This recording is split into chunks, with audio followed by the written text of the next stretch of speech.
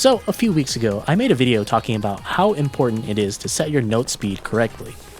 Today, I want to follow up on that video, so if you haven't already seen it, please give it a watch because setting your speed is the first step for really dialing in your timing.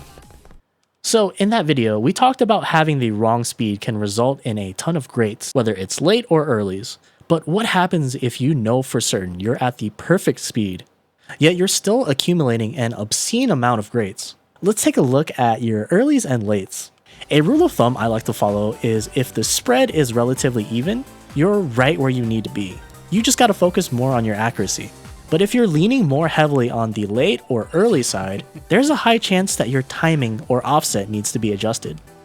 So, quick disclaimer, I want to put on the record that I'm a firm believer that if this is your first rhythm game, I'm talking brand new, never touched Guitar Hero, never played Osu, or Friday Night Funkin', or whatever you guys are playing these days. If you're brand new to rhythm games, do not touch the offset or timing. Now, there are exceptions that I will get to in a bit, but in general, I think it's more important for you to learn the default offset and focus more on pattern recognition and muscle memory, because accuracy will come naturally. I just don't want you fidgeting too much on the offset when you haven't really even learned the fundamentals. Now, in my opinion, offset management is a tool meant for more intermediate and higher level players. For example, people coming from other rhythm games and want the timing to be closer to said game. I started taking rhythm games seriously when DDR Ace came out, and because of that, my timing is just naturally slightly late, and I have to compensate for that anytime I play a new game. Anyways, the concept of rhythm games is to hit notes in time with the beat of the song. But what happens if the song is off sync? No matter how on beat you are, you'll always be slightly off because the song is slightly off. That is where the offset modifier comes in.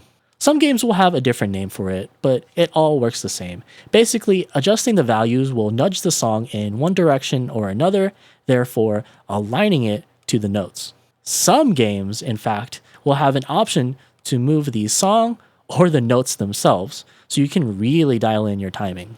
So how do we apply this knowledge to our gameplay? The most common reason to adjust your offset is for using wireless earphones. The reason for this is that wireless usually comes with latency or a delay.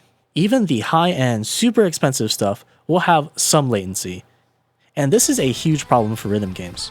I highly suggest using the built-in speakers for your device for playing rhythm games, or at least using headphones with a wired connection.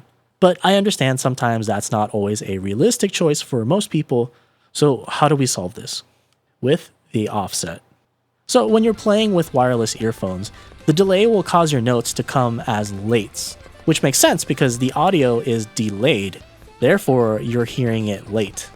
So with that in mind, you want to move your offset, or in this case the timing, towards the negative side. Latency is usually pretty bad in these cases, so I would move it 2 whole integers at first, and play a test song to see where you're at, then move by the decimals to really fine tune. Also, when you're playing with huge offsets, I would say anything 2 or larger, I would turn off hit sounds because you'll soon notice that they're going to be extremely distracting. Another reason that's similar would be if your built-in speakers on your device are just completely crap, and you're picking up a ton of lates because the audio is coming out delayed. Well, that's the same thing. Just move your offset in the negative direction until you feel more comfortable. Now, audio issues aside, another problem that could happen is if you can't find the perfect note speed. For example, if 10.5 is too slow and 10.6 is too fast, you need something in between. I would go with 10.5 and adjust the offset a little to the positive side. This should in theory help find a nice even balance between the two speeds. So whenever I start a session, the first thing I do is pick Eco Rock Expert 25 because I'm very familiar with the song. I've AP'd it a few times, and the notes are pretty consistent so I can get a pretty good gauge of what needs adjusting. I'll always focus on note speed first. Can I keep up? Is it too fast or maybe too slow? If I'm getting any bads or misses, you know something is wrong. And then once I've locked in a comfortable speed, I'll play the song again and see if I'm getting more lates or fast, and I'll adjust accordingly. If I'm getting more lates, I'll move the offset to the negative side, and if I'm getting fast, I'll move it towards the positive side. If it's an even spread between the two, I know that my timing is just today, and I probably should not focus on trying to AP anything.